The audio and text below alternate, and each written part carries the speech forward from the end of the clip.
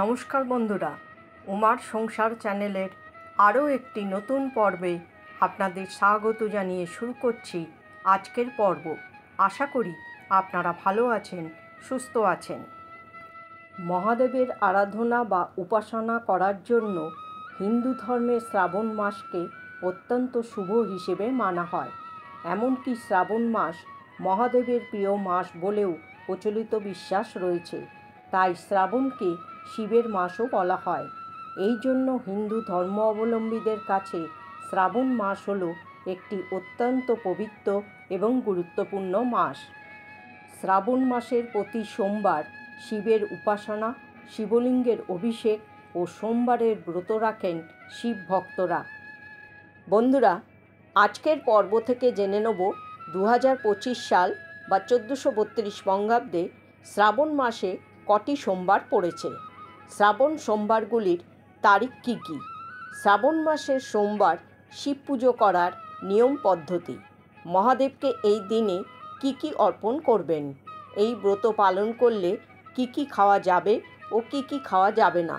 শ্রাবণ মাসের সোমবার ব্রত পালন করলে কী ফল লাভ হয়? চলুন জেনে নেওয়া যাক আজকের পর্ব থেকে। পর্বটি শুরু করার আগে উমার সংসার চ্যানেলটিকে সাবস্ক্রাইব করে বেল আইকনটি প্রেস করুন, লাইক, কমেন্ট, শেয়ার করুন। পর্বটি অবশ্যই শেষ পর্যন্ত দেখতে থাকুন। সারা বছর শিব পুজো করা হলেও শ্রাবণ মাস শিব পুজো করার জন্য একটি বিশেষ মাস।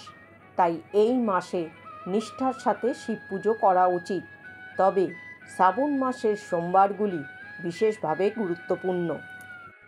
শ্রাবণ সোমবারের ব্রত পালন করলে জীবনে সুখ, শান্তি ও সৌভাগ্য লাভ হয়, স্বাস্থ্য সংক্রান্ত সমস্যা দূর হয়, দাম্পত্য কলহ মিটে যায়, বিবাহ সংক্রান্ত বাধা কেটে যায়, সন্তান প্রাপ্তি হয় এবং মানসিক শান্তি লাভ হয়।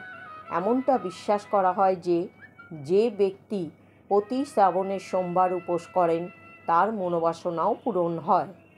এবার জেনে নেব 2025 সাল বা 1432 বঙ্গাব্দে শ্রাবণ মাসে কটি সোমবার পড়েছে এবং শ্রাবণ সোমবারগুলির তারিখ কী কী।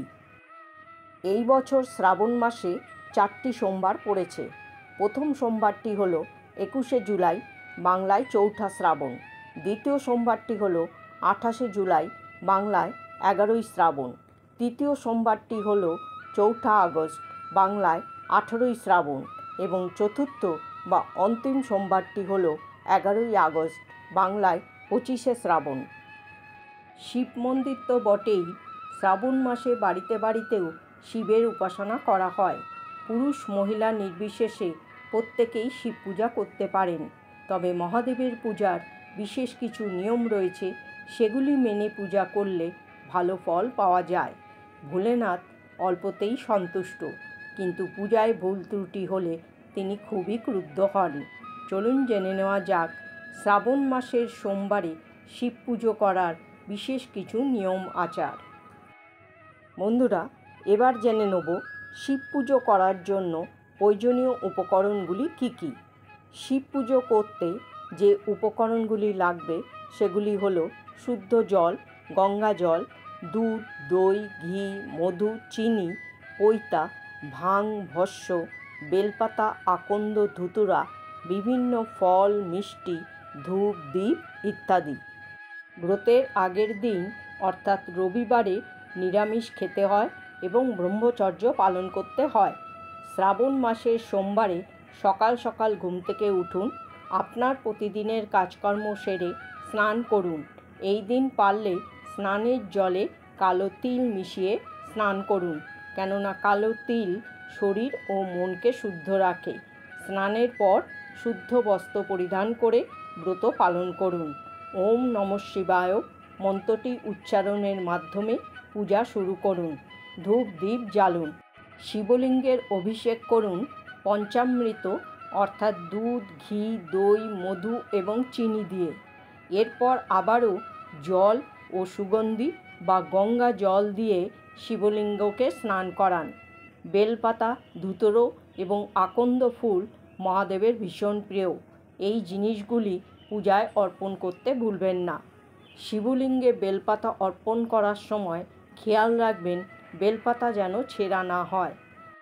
এরপর একে একে সমস্ত নৈবেদ্যগুলি শিবলিঙ্গে নিবেদন করুন। ওম নমঃ শিবায় মন্ত্রটি 108 বার উচ্চারণ করে মহাদেবের ধ্যান করুন।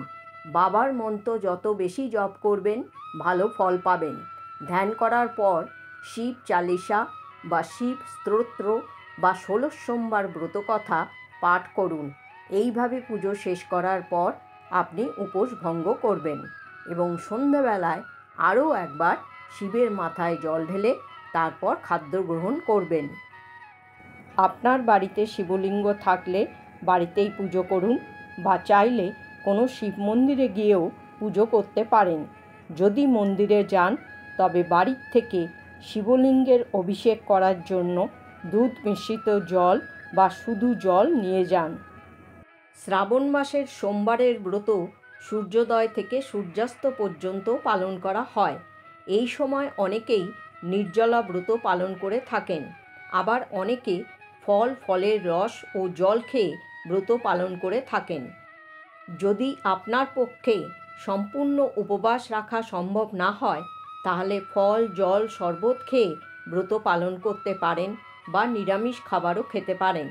এই দিন সাবুর তৈরি সমস্ত জিনিস খাওয়া যেতে পারে। শ্রাবণ সোমবারের ব্রত পালন করলে সারা দিনে একবারই খেতে হয়। এই দিন ভুলেও চাল ডাল বা গমের তৈরি কোনো খাবার খাবেন না। যারা ব্রত পালন করবেন তারা খাবারে সৈন্ধব লবণ ব্যবহার করবেন। আশা করি বন্ধুরা শ্রাবণ সোমবারের ব্রত কিভাবে করবেন তা নিশ্চয়ই জানতে পেরেছেন। আজকের ভিডিওটি এখানেই শেষ করছি। জয় শ্রীকৃষ্ণ। রাধে রাধে।